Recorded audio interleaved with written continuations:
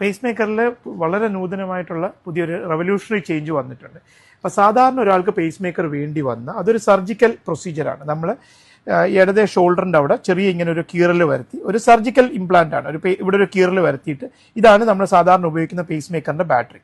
ഇതിവിടെ കീറിയിട്ട് നമ്മൾ ഇത് ഹാർട്ടിലോട്ട് വരുന്ന ധമനികൾ വഴി അവിടെ തുറന്നിട്ട് ഇത് ഇങ്ങനത്തെ ഉള്ള ലീഡ്സ് ഇത് ഹാർട്ടിനകത്തോട്ട് പിടിപ്പിക്കാൻ സാധാരണ ചെയ്യുക. അപ്പോൾ ഇത് ഹൃദയത്തിനകത്തോട്ട് പിടിപ്പിച്ചു കഴിഞ്ഞാൽ എപ്പോഴാണോ ഹൃദയമിടിപ്പ് കുറയുക അപ്പോൾ ഇതുവഴി ഹാർട്ടിനകത്തോട്ട് കറണ്ട് കൊടുക്കുക ചെയ്യും.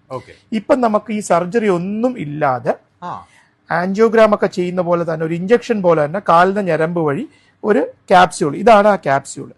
ഇത് വളരെ ഒരു 2.5 സെന്റിമീറ്റർ മാത്രമുള്ള ക്യാപ്സ്യൂളാണ്. ഹൃദയത്തിനുള്ളിലോട്ട് നമുക്ക് പിടിപ്പിക്കാൻ പറ്റും.